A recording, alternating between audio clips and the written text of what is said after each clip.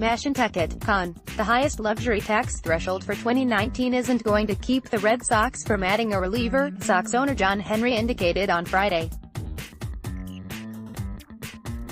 It's simply the dollars overall that may keep the team that already has the highest payroll in baseball from spending more. Per Henry, the team is already very close to the golden number of $246 million, as calculated for luxury tax purposes. "We're right at that," Henry said.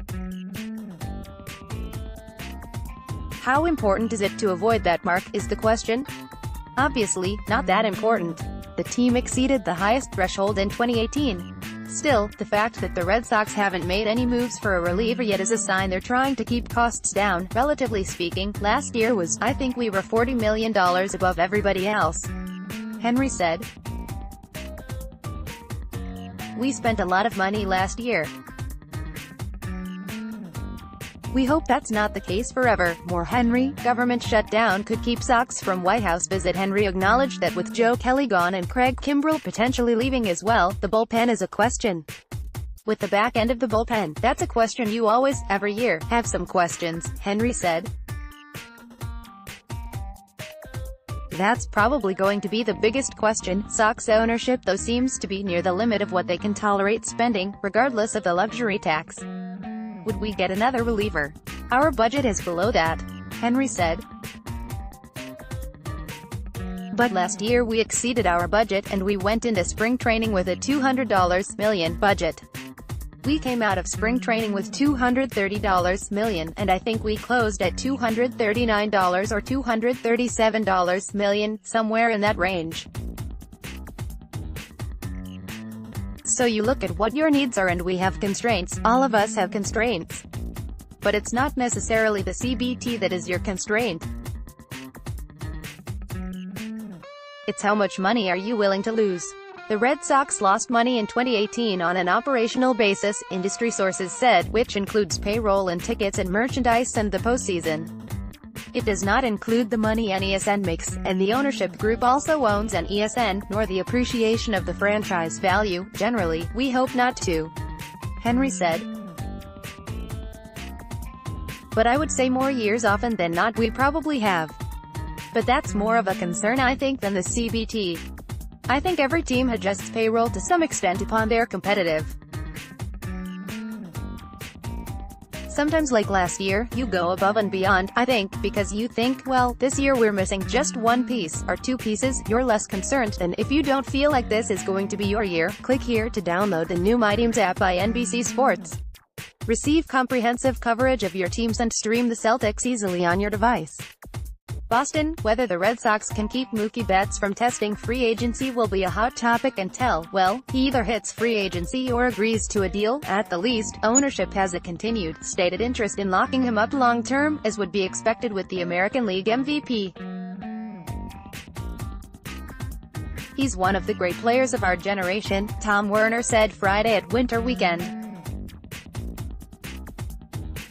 "Obviously, if we have conversations, they will be private, but it's our hope that he'll be a Red Sox player for his whole baseball career." More John Henry. When asked about extensions generally, one thing Henry noted is that players appear more interested in reaching free agency rather than signing extensions earlier.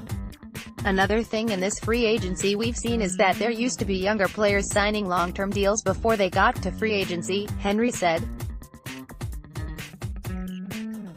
"But it seems like more and more players are going to free agency, and so you're seeing less and less in the way of extensions." Click here to download the new My Teams app by NBC Sports. Receive comprehensive coverage of your teams and stream the Celtics easily on your device. MASHANTUCKET, Conn. In a slow off-season, albeit one in which the Red Sox were not expected to do much, Red Sox owner John Henry gave some insight into his views of the free agent marketplace and baseball's economic landscape. His lengthy assessment: 20 years ago, roughly I think 45% of wins above replacement were due to players that were beyond 6 years of service, Henry said. That number now is 25%. I think that clubs, including the Red Sox, have been slow to sort of adjust.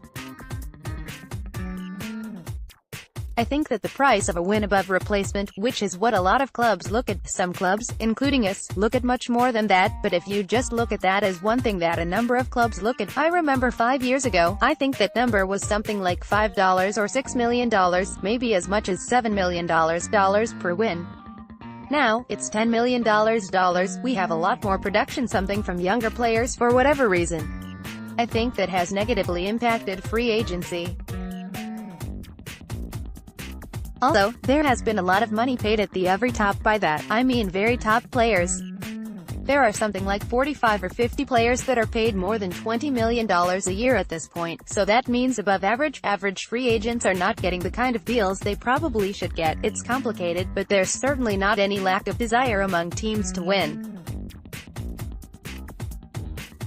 People talk about tanking, but pretty much all American sports have a system where, if you finish low, you get a high draft pick. There's going to be, when you're not competitive in a particular year, you don't have a real incentive to change that.